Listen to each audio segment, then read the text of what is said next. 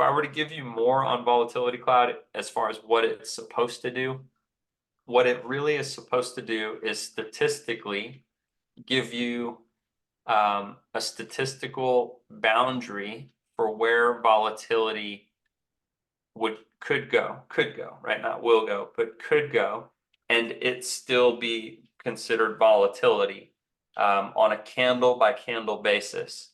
So these things end up looking like, clouds and waves or whatever you want to call them, but they're just measuring lines of where that statistical volatility could go. And then when it breaches that, like it does here, it's kind of saying this could potentially no longer be volatility. This has the potential to turn into even more bullishness. If you want a bigger perspective, it's all about, I think, looking at where these ribbons are. When you're operating on the top side of, those ribbons on the 2 hour, the 4 hour, the 1 day, the 3 day, the 1 week, like that's just full scale bull conditions, right? Bullish market conditions, whether it's Bitcoin, S&P 500 or anything. When some of these are operating above the asset's price and others are operating below, it's a little more choppy, dangerous. People might have to really figure out what they want to do. You could call those indecisive, or a bit trickier. And when they're all operating below, and these ribbons are in different time frames, like 4 hour, the 1 day, 2 day, let's say in all these different time frames, they're all operating above the price, right? Here's the price. I'm just sloppy here, but this is the price, and they're all operating above in all those different time frames. Then this is what it basically felt like in 2022. And that is pretty much that everybody kind of would agree that we're in a bear market. And the only difference to me is there's a lot of people say things that are totally fear-based and they're scared and they think the world's going to end and crypto is over and Binance is going to crash and Coinbase is going to crash and it's going bankrupt. And the media has tons and tons of things to say that are all bad. And then the opposite is true to the extreme, right? Like when we're in the conditions we're in now, everything is just flip-flopped, right? We may go up, right? We may, anything could happen, but the news and all the things usually are flip-flopped the totally opposite direction. And so the danger becomes, how do I avoid being overly euphoric and overly optimistic to the point where I can actually hurt myself? And there's some people, in our group that get that way. They're like, yeah, no matter what, I think it's going to go up. And I'm going to try to catch this one and just things like that. And that can be dangerous because they're not really using any real statistical logic. They're really operating off gut feeling, and that's the only danger. It's just when everything you're saying is utilizing the word, I feel like this is going to happen. I think this is going to happen. It's a little dangerous, right? It's just, where's your thesis for that? It's just like, well, I've seen this before. Yeah. And it's like what they're usually not accounting for is the fact that it's like one time it did that, right? One time it peaked above that, but that time it didn't, that time it didn't, all these times it didn't, all these times it didn't, that time, let's just pretend that time it didn't, maybe this time it did. And they're literally usually all these times it didn't, all these times it didn't, and then like these times it did. And so they're usually remembering this one thing. Yeah. And there's this one time that they would be right again if they happen to get that right.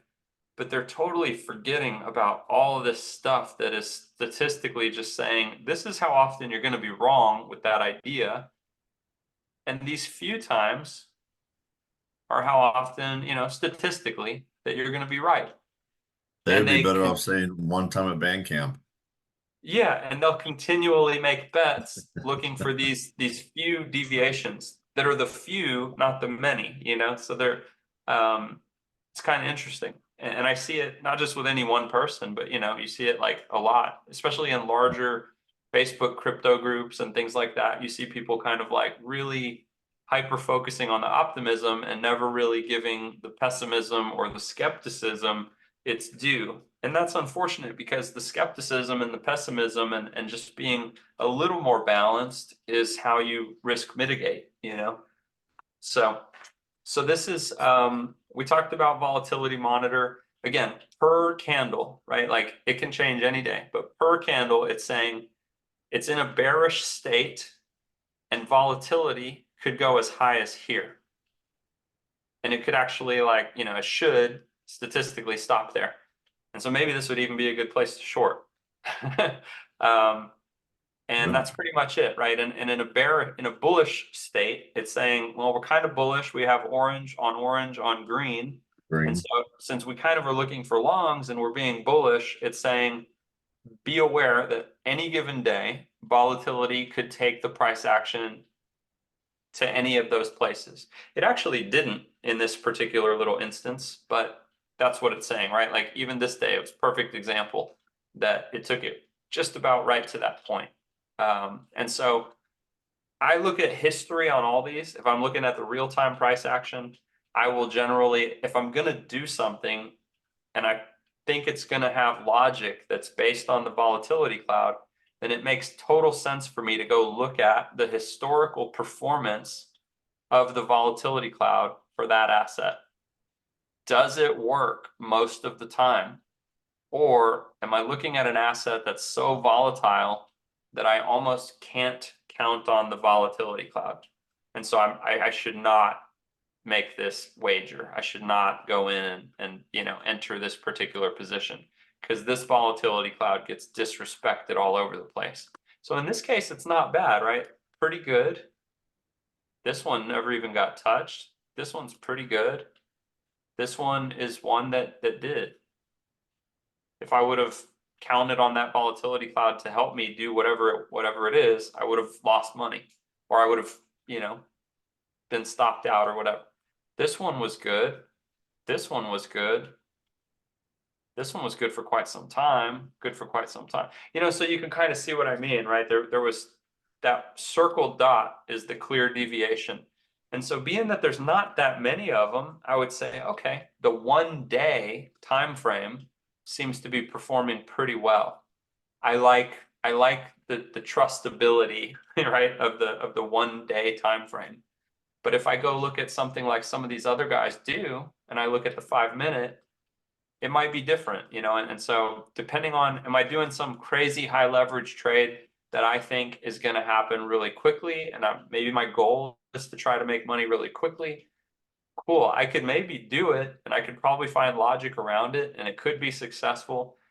Conditions conducive monitor will help me do crazy things, but I need to revisit the volatility cloud in this time frame to see how well it has worked historically.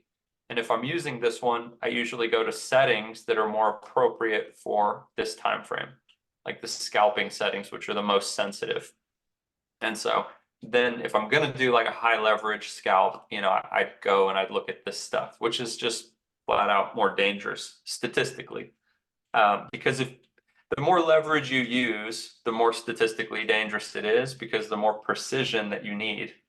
And I'll kind of touch on that, right? So you can win more.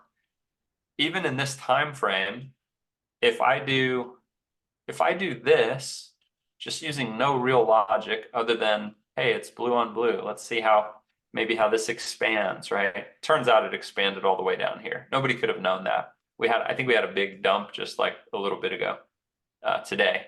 Like while I was on with Markel, I think we had a big dump. But I could literally go do something like this, and I'd say, is this possible? Is even this possible, right? Or if I want to go down here and say, is this possible? Could I maybe bring my stop loss above that 200, you know, simple moving average for the 5 minute time frame to give myself more room for error? And do I really think, you know, I could get it down to, I need at least that 5-to-1. So is this possible? And I would probably use, you know, pressure lines to figure that out. I'd go, oh yeah, this is, if I could just make it past this pressure line, then I do think it's possible because my next one is like right here. So, okay, let's say I believe that this is possible based on all this configuration over here, whatever it was at the time. Then I would say, yeah, that's possible. And my point in sharing all this with you is that this is what it looks like. This is almost like screenshot worthy. But this is kind of like what it looks like to do 3x leverage, right? I can have this big of a stop loss and times 3. So I stand to lose 4 or 5%. 1 point, I mean, what is that exactly, right? 1.56 times 3. I stand to lose 4.68% minus fees, maybe minus slippage. My stop loss looks huge. And granted, this asset could flip on a dime and take you out anyway, but even more the reason to have low leverage. So I could put money into this and have that much room for volatility and making mistakes and things like that. And I feel like if the conditions conducive monitor said it's good, then I could literally have potential to see a 10%, excuse me, a 10% drop. In this case, it went below that. Like there was this huge fall, totally unexpected. It did go further, but all I wanted was this. I just needed it to at least be able to go here in my mind. And if I believe that's realistic, then I could use this asymmetry and I would lose. Here's kind of the point, right? I would lose 5% if I'm wrong. And then what's the other thing? 9.17. So 9.17 times 3. So plus 27.51% or more, maybe, if I am right with, profit protection earlier on. Right? Because if it expands to here like it did, I could literally like say, oh, my entry was good. I'm going to remove my risk. My new stop loss is like below my entry, right? Maybe it falls and I decide to move my stop loss there. And this is where that whole conversation about making pennies or dollars comes into play. If I move my stop loss there, this red zone of stop loss is no longer applicable. So no longer am I risking that 1 point whatever percent. I've moved my stop loss because my entry was successful, which is why entries are so important. And now my worst case scenario is, I'll just do the real math. My worst case scenario is I make 0.41% times 3. So I make 1.2%. So I think you saw Scarto like actually make 1.34% earlier today. This is the kind of thing that he might do that on because he's conservative. He gets a good entry and then he just moves his stop to protect it, which is what Todd, we were talking about Todd earlier, which is what Todd may have not had time to do because he was doing his full-time job. And so some people do it from their phones. It's kind of hit or miss though. It is tough when you're distracted. But the point is you close this, your new stop is this line, right? And you move it right here, probably when the price is down here. You're like, oh, I caught the nice move. Now I think is a decent time to protect my position. And so maybe like right around here, you would move it down. Some people would say move it down with the volatility cloud. Pick a volatility cloud that makes sense. And then that allows you to have the excuse that I used the logic of what I felt was a pretty well respected volatility cloud to move my stop loss down. And that helped me not move it down too early, right? So right around here, even by this 5-minute volatility cloud, I would pretty much be losing nothing. Now I'm in a trade. If it comes back against me, I've lost nothing. By the time it's here, which wasn't that much later in time, right? The volatility cloud had dropped further. And so at that point in time, then I really was, based on the volatility cloud, at this 0.63 times 3. So I'm at about a 1.8% gain if I lose. Like if this trade doesn't work out and I get stopped out a little earlier than I had liked, I'd be at that 1.8% gain. And maybe that's where I leave it. And I just say, you know what? Now I'm going to go spend time with the family, and I could set my take profit wherever I want, which would be down here, right? Like probably take profit 1. You could have take profit 1 here, I guess. But if you breach this line and usually this gives you a lot of insight on whether that's likely. If you breach this line, then you could also choose to make this take profit 1. You could take just partial profits and let 50% of your position continue to expand and make more money. But the first half of your position, you made about 27% gain on. And so the second percent of your position, the second 50% of your position, if you let it go and if you participated in this move successfully, the second half of your money would have worked for you even harder, and you would have net more like 45 or 48%, like you said, on that gain. And so that's kind of the game of partial position profit taking, right? So you have a lot of options, and there's no right or wrong answer. As long as you're losing minimally and continuing to build over time wealth, I think that's the right answer. Like if you find that simple outcome, then it's perfect. And maybe your very first take profit, if you wanted to, just to get a little money back in the bank, is right here, right? When it touches that pressure line, you're like, well, it's still a pressure line. I'm going to take some money. And so you just take like 20% off the table. Well, now with that 20% or that 25% of your capital that you had in this trade, you've made, whatever it is, almost 9% off of it, which is not too shabby, right? Our goal is 888. So that's not too bad. And meanwhile, you've also moved your stop to the next volatility cloud level. And then the next one when it got here. And then when it just dumped through the floor, like you brought it here. So I'm gonna, let's see, that's volatility cloud, what you can use it for. You can kind of see the same thing over here, right? If this was a long, this green cloud over here, you can see like it's pretty well respected. But the best practice is to go through and look at the historical respect that it has or has not had for different places. And each time frame will be different, right? You're like, well, overall, this one, even in the 5-minute, this one's freaking works like a charm. This is great, and so you could literally use it. If you find that it doesn't work like a charm and it historically just gets disrespected all over the place, then you may just move on to a different asset, because that's that whole thing of, I just want to avoid doing dumb things that were kind of obvious that I should have seen. That's definitely one of them.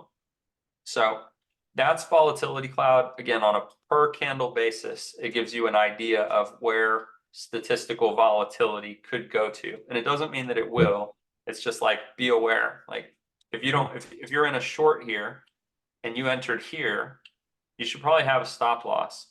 And maybe even be comfortable with having your stop loss up here, like just above it. And what kind of asymmetry does it take to achieve that? Like if we're talking about this one here, right? Somebody enters right here because they go, oh, it dropped below that 200. That actually worked like a charm too, honestly. Like, look at that, right? The moment that it fell and that cloud was there and we had expansion, it worked. But that person would have to be cautious, because there was a time when it didn't really work out that well. It dropped below the cloud. We had expansion dots and things looked pretty bearish, but it obviously didn't work out not for very long anyway.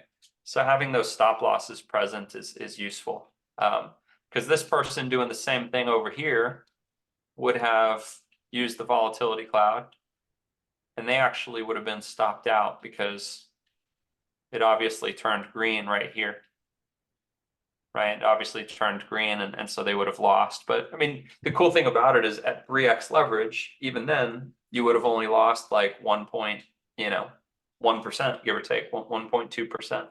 So that's the beauty of that. And I was kind of leading to, if you do something similar and you do it with extreme leverage, then you cannot have anywhere near that level of entry, right? Like let's say this was it and you have your stop loss way up here and you say, I just need a 2 or a 3x leverage. I'm willing to lose 6%. This is very different when you have the leverage that some of the guys use, because you can no longer use this same math. Because if you 10x leverage this trade, that stop loss no longer makes sense, because 1.96 times 10 equals about 20%. And so you have to just do totally different math and ask yourself, what am I comfortable losing 20% of? And most people will, when they figure that out, they go, nah, I'm not really comfortable losing that.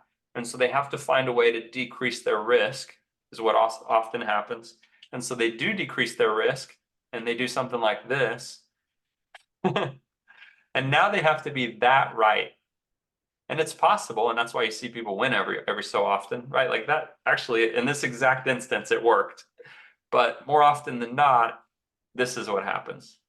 They have to be Yeah. that right, and they're not. And they don't post those losses, more often than not. It's just human nature. And so they don't post the loss right there, and they don't post the loss there. And, then you see some other win where they made 20%. But Yeah. this is the challenge, right? And on a 10x leverage, even this tiny little bit of precision takes away 3% of your capital. And so you just have to play. It's still possible to do well with this, but you have to find stronger logic, which is usually like involving pressure lines somehow, or maybe these ribbons, depending on the time frame, maybe bigger picture time frame volatility clouds. And even then you have to be careful. Like if you find yourself with a 30 asymmetry, you just might ask yourself, maybe this is too tight. Maybe I need to zoom out, because what's usually realistic is somewhere between, 6 and 10. Like like assuming that we even had conditions to get this kind of drop.